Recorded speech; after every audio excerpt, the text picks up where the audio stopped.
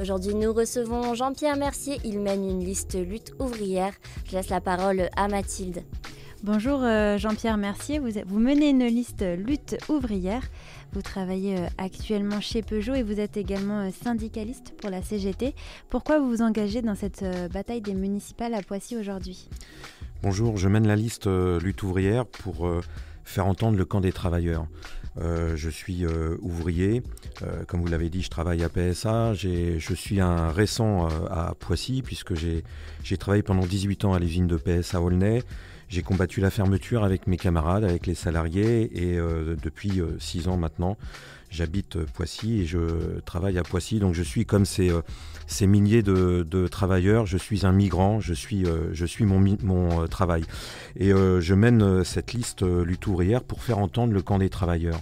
C'est-à-dire qu'on va s'adresser à tous ceux qui n'ont que leur travail pour vivre. Tous ceux qui n'ont que leur salaire, que leur allocation, que leur pension de retraite pour vivre. Et on a composé une liste de femmes et d'hommes qui sont à l'image du monde du travail, c'est-à-dire qui sont travailleurs, chômeurs, retraités, et c'est eux qui font tourner toute la société, c'est eux qui sont à la base de la production des richesses. Et il faut que dans ces élections municipales, dans cette séquence électorale, ce camp des travailleurs se fasse entendre qu'il a des intérêts à défendre bien distincts de tous ces capitalistes, de tous ces riches, ces milliardaires aujourd'hui qui dirigent le pays. Donc quels sont ces intérêts par exemple ? Des intérêts très concrets. Vous savez, c'est les 39 candidates et candidats de cette liste partagent la vie quotidienne des dizaines de milliers de travailleurs, d'habitants de Poissy. Ils connaissent les difficultés de la vie, les difficultés à boucler les fins de mois, les menaces sur le chômage, la précarité, les petits boulots, l'intérim. C'est des intérêts extrêmement concrets qu'il faut défendre. Alors on est bien conscient qu'une mairie ne peut pas être un oasis dans la société.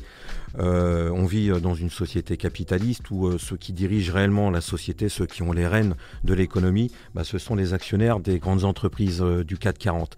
Maintenant, envoyer un maire au service des travailleurs à Poissy ou à défaut des élus municipaux au service des travailleurs, eh bien ça serait rendre très concret ce camp des travailleurs et ça serait avoir à la mairie pour les travailleurs de la ville un point d'appui, un relais, mais pas que, aussi des femmes et des hommes qui seraient des organisateurs de mobilisation, de lutte, y compris de grève dans les entreprises de Poissy, parce que nous sommes conscients et nous défendons cette idée fondamentale, incontournable, que quand on est un travailleur, un chômeur ou un retraité du monde du travail, pour protéger ses intérêts, ça ne peut se passer que par une mobilisation, des luttes collectives, comme à l'image dont on vient de voir contre le projet de saccage des retraites d'Emmanuel Macron. C'est les luttes collectives qui peuvent défendre les intérêts du monde du travail. Votre liste, elle est complète aujourd'hui ? Elle est complète. On va la déposer incessamment sous peu. On a quelques ajustements à faire, mais que les autres candidats se rassurent ou s'inquiètent, je ne sais pas. On sera bien présent à cette élection municipale. Quelles sont selon vous les bonnes compétences pour être un bon maire aujourd'hui ? Pour être un bon maire, à notre sens, ça serait d'avoir une volonté politique, de se mettre au service des travailleurs, de se mettre au service de la population laborieuse de la ville. C'est-à-dire d'avoir conscience qu'il y a des intérêts qui sont différents dans la ville. Il y a les intérêts des travailleurs et puis il y a les intérêts des notables locaux, il y a les intérêts des plus riches. Et un bon maire mettrait toute sa capacité à s'adresser aux travailleurs, à s'adresser à la population, à la réunir, à les informer, à leur faire, à les aider à ce qu'ils prennent conscience que justement ils ont des intérêts à défendre et pour les défendre, il faudra en passer par des mobilisations, par des luttes et ça c'est vrai sur tous les sujets quotidiens de la vie des habitants de la ville. On va parler un peu de votre programme municipal. Vous parlez de démocratie ouvrière. C'est quoi exactement une démocratie ouvrière ? La démocratie ouvrière, c'est très différent de la démocratie participative qui est un peu la tarte à la crème de tous les autres candidats. La démocratie ouvrière, c'est quelque chose de très concret. C'est des travailleurs, des chômeurs, des retraités qui se réunissent, qui discutent, qui décident et qui agissent, qui appliquent les décisions qu'ils ont prises. Et ça, on essaye de la mettre en œuvre quand il y a des grèves dans les entreprises. Là, cette démocratie ouvrière, il faut aussi qu'elle soit mise en œuvre dans la ville, dans toutes les décisions de la ville.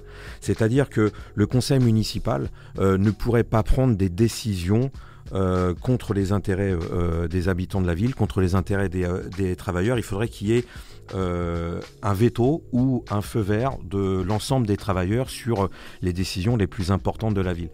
Vous savez, il y a un hôpital à Poissy. De quoi a besoin la population de Poissy dans cet hôpital? Est-ce qu'elle a besoin d'un maire qui, comme aujourd'hui, accompagne la politique de saccage d'Emmanuel Macron sur la santé publique, c'est-à-dire donne le feu vert à la fermeture de lits, à la suppression des effectifs, au saccage de ce service public de santé qui est essentiel au quotidien de ceux qui n'ont que leur salaire pour vivre? Ou est-ce qu'ils ont besoin, au contraire, d'un maire ou d'élus municipaux qui s'opposeraient à cette politique de saccage, c'est-à-dire qui iraient dans l'hôpital pour s'adresser aux salariés de l'hôpital, aux infirmières, aux brancardiers, au personnel administratif, aux médecins, et y compris aux usagers, et qui proposeraient d'organiser la lutte, d'organiser la défense de l'hôpital, mais très concrètement. Là, ça fait des mois que les hôpitaux en France sont traversés par une mobilisation légitime, parce que aujourd'hui, depuis plusieurs années, c'est une politique financière qui est imposée à l'hôpital au détriment des usagers et au détriment surtout des salariés de l'hôpital. Eh bien, un maire qui serait un militant ouvrier, qui serait au service des travailleurs de l'hôpital, n'hésiterait pas à appeler les salariés de l'hôpital à se réunir, à discuter qu'ils ont des intérêts à défendre, et de la meilleure manière de les défendre, à notre sens, ça serait de se mobiliser, de se mettre en grève et en lien avec la population. Voilà, ça c'est un exemple concret de la démocratie ouvrière et puis de ce que pourrait faire un maire ou des élus au service des travailleurs. Il n'y a pas d'autres mesures à prendre autre que la grève pour aider justement l'hôpital? Est-ce que vous, dans votre programme, vous avez identifié certaines mesures que vous souhaiteriez mettre en place si jamais vous êtes élu maire ou conseiller municipal?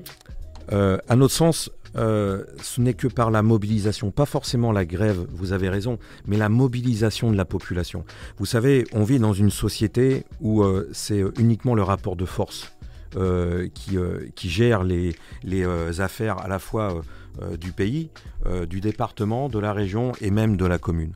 Vous savez, se faire entendre, ça veut dire ça. Ça veut dire trouver le meilleur moyen collectif de mobilisation, de lutte, pour faire entendre que les salariés de l'hôpital, par exemple, ou les salariés des écoles, des lycées, des collèges, ont des intérêts à mettre en avant et des revendications à imposer aux décideurs, au pouvoir public, c'est-à-dire au département, à la région, mais y compris même aux entreprises privées, aux employeurs. Dans votre programme, vous dites également que selon vous, la délinquance est due à la précarité et au chômage. Comment feriez-vous pour lutter contre le chômage à Poissy si vous êtes élu au conseil municipal ou si vous devenez maire? Écoutez, Poissy a sur son territoire un des plus gros trusts industriels internationaux, c'est l'usine de PSA. Il y a l'usine, 3000 employés, 3000 salariés, et puis il y a le pôle tertiaire, 5000, c'est 8000 salariés, c'est un poids énorme. Un maire qui serait au service des travailleurs, des élus municipaux qui seraient au service des travailleurs, prendrait fait et cause du côté des salariés de PSA, c'est-à-dire serait en lien avec les mobilisations qu'il y a à l'intérieur de l'usine contre les licenciements, contre les suppressions d'emplois. Pas plus tard qu'en décembre dernier, la direction de PSA a licencié 600 intérimaires, 600 jeunes qui travaillaient depuis 18 mois dans cette usine. Elle veut pousser dehors 700 CDI, 700 salariés en CDI. Eh bien, lutter contre la délinquance, c'est lutter contre le chômage. Ça serait un maire qui proposerait une perspective de lutte, qui proposerait des objectifs de lutte, c'est-à-dire d'imposer l'embauche des jeunes, d'interdire les licenciements, parce que ça, c'est vital pour non seulement les salariés, mais c'est vital aussi pour la population dans son ensemble. Du coup, on en a déjà un peu parlé, mais que pensez-vous du mandat actuel du maire Carl Olive, outre l'hôpital et outre PSA, du coup, dont on a déjà parlé? J'en pense évidemment pas du bien. vous savez, là, je viens d'évoquer le poids énorme du groupe PSA sur la ville. Et il est à déplorer qu'une entreprise multimilliardaire comme PSA ait sollicité les fonds publics de la ville. La direction de PSA voulait vendre le forum Armand Peugeot pour payer moins d'impôts, pour se débarrasser de foncier. La direction de PSA a tout simplement décroché son téléphone dans le bureau du maire. Vous allez m'acheter le forum Armand Peugeot, et la ville a déboursé aux alentours de 3 millions d'euros pour acheter quelque chose qui sert en fait pas grand-chose. Moi, je trouve scandaleux que de l'argent public, soit d'une municipalité, serve encore à aider, à enrichir un groupe qui est multimilliardaire. Les 3 millions d'euros auraient été mieux utilisés dans les écoles de la ville ou sous forme d'allocation pour l'ensemble de la population. Mais vous comprenez bien qu'une ville comme Poissy, que le maire souhaite rendre la ville attractive et du coup insérer des emplois dans la région, et du coup pour rendre attractif Poissy, elle donne un peu financièrement de l'aide aux entreprises pour qu'elles viennent s'implanter dans la ville. Pour vous, il ne faut pas donner de l'argent aux entreprises, Non, l'argent public doit aller au public. Vous savez, une entreprise comme PSA est multimilliardaire. Ils croquent déjà. Mais du coup, on fait comment pour attirer ces entreprises-là? On fait comment pour Vous savez, les créer entreprises, de l'emploi? elles ont besoin de main-d'œuvre, elles ont besoin de travailleurs, elles ont besoin de monde pour travailler. Donc, elles sont obligées de toute façon de s'installer. Et vous savez, donner de l'argent public, ça, c'est toujours le chantage que font les entreprises privées. Vous nous donnez de l'argent public et on reste. Et c'est le chantage. Et après, c'est la mise en concurrence entre les différentes villes, les différentes régions, les différents départements. Les seuls gagnants là-dedans, ce sont les entreprises privées. Parce que quand elles décident de fermer, elles ferment. J'en ai fait l'expérience à Aulnay-sous-Bois, sur l'usine de PSA, qui avait bénéficié de millions d'aides publiques. Ça ne l'a pas empêché de fermer. Donc non, l'argent public doit aller aux travailleurs, aux chômeurs et aux retraités de Poissy. Un mot sur l'écologie. On voit beaucoup apparaître ce thème sur tous les programmes des candidats.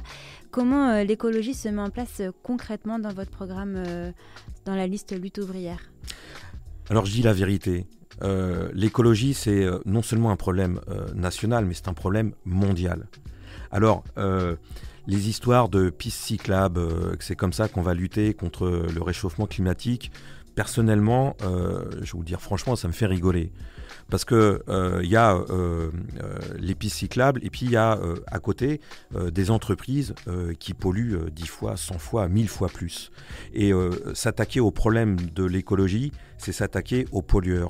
Et les plus gros pollueurs sur la Terre, et aussi à Poissy et dans ses environs, ça reste encore les entreprises privées qui font ce qu'ils veulent. Ceux qui seraient les plus à même pour lutter contre l'écologie, pour lutter contre les pollutions, ce sont les salariés de ces entreprises. Et une municipalité au service des travailleurs donnerait son appui, serait solidaire de tout ce que pourraient faire les travailleurs de ces entreprises pour dénoncer les normes qui ne sont pas respectées, pour dénoncer les pollutions. On a eu un exemple très récemment avec le SIAP qui a eu un gros problème écologique. Eh ben, il faudrait qu'une municipalité protège, assure de son soutien les lanceurs d'alerte que pourraient être les travailleurs de ces entreprises. Il vous reste un peu moins de 1 minute de temps de parole à votre disposition pour vos électeurs. Vous souhaitez leur dire quoi? Moi, j'appelle les travailleurs, les chômeurs, les retraités à faire entendre leur voix dans ces élections, à envoyer le plus grand nombre possible de conseillers municipaux qui seraient les oreilles et les yeux, qui seraient leurs oreilles et leurs yeux dans le conseil municipal. Ça serait de faire entendre ce camp des travailleurs qui est à la base du fonctionnement de toute la société. Ça fait trop longtemps que les travailleurs sont amenés à voter pour des responsables politiques qui sont des politiciens professionnels. Carl Olive est un politicien politicien professionnel. Moi, je suis un ouvrier. Et toute la liste que l'on compose, ce sont des travailleurs, des chômeurs ou des retraités. Donc, un travailleur doit voter pour un travailleur. Un chômeur doit voter pour un chômeur. Il faut qu'on fasse entendre nos intérêts de travailleurs dans ces élections. Et la manière la plus claire et la plus nette possible, c'est de voter pour la liste de Lutte ouvrière. Merci beaucoup Jean-Pierre Mercier, tête de liste pour Lutte ouvrière. Vous serez face à Nathalie Martin qui mène la liste Poissy Demain, Fanny Bernard, Mieux vivre à Poissy et le maire actuel de Poissy, Carl Olive, candidat à sa réélection avec la liste Poissy de toutes nos forces.